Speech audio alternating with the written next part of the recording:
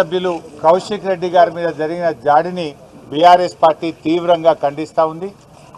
ఈ దాడి గాంధీ గారు చేసినట్టుగా మేము భావించడం లేదు. ఈ దాడి ముఖ్యమంత్రి రేవంత్ రెడ్డి గారు చేయించిన దాడి. రేవంత్ రెడ్డి గారి ప్రోద్బలంతో రేవంత్ రెడ్డి గారే ఈరోజు కౌశిక్ రెడ్డి గారి పైన దాడి చేశారు. ఈ దాడి కేవలం సమాధానం చెప్పలేక, వాళ్ళ ఫెయిల్యూర్స్ను ఒప్పుకోలేక, కౌశిక్ రెడ్డి గారు అడుగుతున్న ప్రశ్నలకు సమాధానం లేక ఈ రకంగా ఫిజికల్ అటాక్ వాళ్ళు పాల్పడుతూ ఉన్నారు. ఈరోజు హైదరాబాద్ నగరంలో పట్టపగలు ఒక శాసనసభ్యుడి మీద దాడి జరిగితే పోలీసులు రక్షణ ఇవ్వడం లేదంటే ఇది పోలీసుల వైఫల్యం, రాష్ట్ర ప్రభుత్వ వైఫల్యం. ప్రభుత్వమే ఉద్దేశపూర్వకంగా ప్రతిపక్ష శాసనసభ్యుల మీద చేసిన దాడిగా దీన్ని చూడాల్సిన అవసరం ఉంది. నేను ఉదయం 3 సార్లు సైబరాబాద్ పోలీస్ కమిషనర్ మహంతి గారితో మాట్లాడాను, మాదాపూర్ ఏసీపీ గారితో మాట్లాడాను. మా ఎమ్మెల్యే గారిని గృహ నిర్బంధం చేస్తున్నారు, మా కార్యకర్తల్ని గృహ నిర్బంధం చేస్తున్నారు, మా కార్యకర్తల్ని అరెస్ట్ చేస్తున్నారు. కానీ కాంగ్రెస్ ఎమ్మెల్యేను కాంగ్రెస్ గుండాలను మాత్రం ఎస్కాట్లు ఇచ్చి మా మీద దాడికి పంపుతున్నారు. ఏం సంగతి అని నేను సిపి గారిని అడిగాను. లేదండి మేము తప్పకుండా అరెస్ట్ చేస్తాము అన్నాడు. కానీ జరిగిందేంది? పైలట్ ఇచ్చి ఎస్కాట్ ఇచ్చి కాంగ్రెస్ గుండాలను బీఆర్ఎస్ ఎమ్మెల్యేల మీద దాడికి ఉసుగొల్పుతా ఉన్నారు. ఇదేనా ప్రజాస్వామ్యం? ఇదేనా ప్రజాపాలన? నీ ప్రజాపాలనలో ఏం జరుగుతూ ఉంది? మొన్న సిద్దిపేటలో నా క్యాంప్ ఆఫీస్ మీద దాడి చేసే ప్రయత్నం చేసినారు. మొన్న కమలాకరణ, సవితక్క, నేను, జగదీష్ రెడ్డి గారు ఖమ్మంలో కారులో ప్రయాణిస్తుంటే వరద బాధితులకు సాయం చేయడానికి వెళ్తే, కష్టాల్లో ఉన్న ప్రజల్ని ఆదుకోవడానికి పరామర్శించడానికి ప్రతిపక్ష శాసనసభ్యులు వెళ్తే మా మీద ఖమ్మంలో దాడి చేశారు. మా కార్లను రాళ్లతో దాడి చేశారు. పోలీస్ స్టేషన్లో ఫిర్యాదు చేస్తే 10 రోజులైనా ఇప్పటిదాకా ఎఫ్ఐఆర్ ఇష్యూ కాలేదు, గుండాలను అరెస్టు చేయలేదు. ఇవాళ మళ్ళీ మా శాసనసభ్యుడు కౌశిక్ రెడ్డి గారు ప్రజాస్వామ్యం గురించి మాట్లాడినాడు. హైకోర్టు మొట్టికాయలు వేసింది, రాజీనామా చేయండి అని అడిగినాడు. మీరు కండువా కప్పుకున్నది మీరు. ట్విట్టర్లో కాంగ్రెస్లో చేరాను అని ట్విట్టర్లో పెట్టింది గాంధీ గారు. కాంగ్రెస్లో చేరిన సందర్భంగా ప్రభుత్వ సలహాదారు వేం నరేందర్ రెడ్డికి కండువా కప్పినా ట్విట్టర్లో పెట్టుకున్నది నువ్వే. ఇవాళ నా నియోజకవర్గ అభివృద్ధి కోసం కాంగ్రెస్లో చేరుతున్నా అని మీడియాలకు ఇంటర్వ్యూలు ఇచ్చింది నువ్వే. పిఏసీ చైర్మన్ కాగానే నేను ప్రతిపక్షంలో ఉన్నా, నేను కాంగ్రెస్లో సిగ్గు లేకుండా మాట్లాడింది కూడా నువ్వే. ప్రజలు నవ్వుకుంటున్నారు.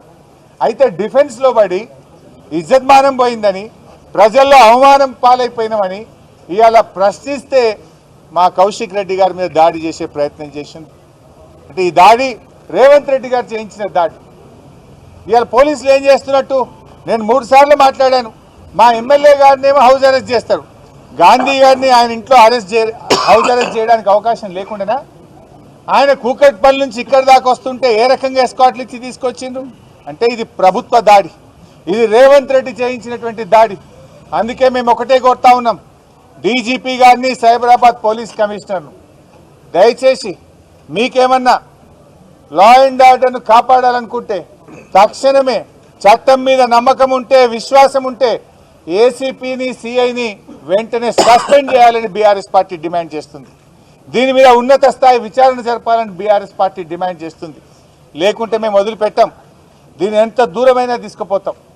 ఎందుకంటే మాకేమీ మీ మీద ప్రతిదాడులు చేయలేక కాదు, కానీ పోరాడి తెలంగాణ తెచ్చుకున్నాం. ఎన్నో త్యాగాలతో తెచ్చుకున్న తెలంగాణ. 10 ఏళ్ల కేసీఆర్ పాలనలో కంటికి రెప్పలాగా ఈ హైదరాబాద్ను కాపాడుకున్నాడు కేసీఆర్.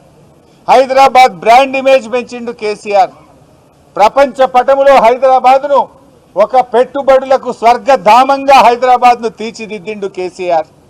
ఎవరైనా హైదరాబాద్కు పోవాలన్నంత గొప్పగా 10 ఏళ్లు కేసీఆర్ గారు ఈ తెలంగాణను, హైదరాబాద్ను నిద్ర లేకుండా రాత్రింబవళ్ళు కష్టపడి ఈ హైదరాబాద్ యొక్క ప్రతిష్ట పెంచినాం, గౌరవం పెంచినాం, హైదరాబాద్కు పెట్టుబడులు తెచ్చినాం. నీ పాలనలో ఏం జరిగిందో సబితక్క మొన్న అసెంబ్లీలో చెప్పింది. నీ 9 నెలల పాలనలో ఇవాళ ఈ రాష్ట్రంలో 1800 అత్యాచారాలు జరిగినాయి, 2600 మర్డర్లు జరిగినాయి, పెట్టుబడులు తరలిపోతా ఉన్నాయి. హైదరాబాద్లో ఈ నగరానికి ఏమైంది అని పతాక శీర్షికన పత్రికల్లో వార్తలు వస్తూ ఉన్నాయి. ఒక్కొక్క రోజు హైదరాబాద్లో 4 మర్డర్లు అవుతున్నాయి. పట్టపగలు అత్యాచారాలు అవుతున్నాయి ఈ హైదరాబాద్లో. పట్టపగలు ఎమ్మెల్యే మీదనే దాడి చేస్తే ప్రజలకు ఏం మెసేజ్ పోతుంది? ఒక ఎమ్మెల్యేకే రక్షణ లేకపోతే ఇంకెవడన్నా వచ్చి హైదరాబాద్లో పెట్టుబడులు పెట్టడా? అందుకే ఈ రాష్ట్రం నుంచి వచ్చిన కంపెనీలు వాపస్ వెళ్ళిపోతా ఉన్నాయి, పెట్టుబడులు రాకుండా పోతున్నాయి. హైదరాబాద్ ప్రతిష్ట దెబ్బతింటా ఉంది, మసకబారుతా ఉంది.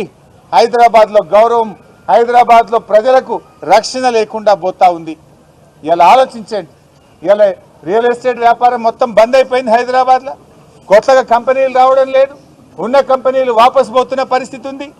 ఇలా ఇది పూర్తిగా ప్రభుత్వం యొక్క వైఫల్యం, ఇది రేవంత్ రెడ్డి వైఫల్యం. రేవంత్ రెడ్డి గారు మీరేం చేయదలుచుకున్నారు? ఈ రాష్ట్రాన్ని 9 నెలల్లో 9 కమ్యూనల్ ఇన్సిడెంట్స్ అయినాయి. ఈ రాష్ట్రంలో 9 కమ్యూనల్ ఇన్సిడెంట్స్ అయినాయి. 9 ఏళ్ల కేసీఆర్ పాలనలో ఒక్క రోజు కూడా జరగలేదు.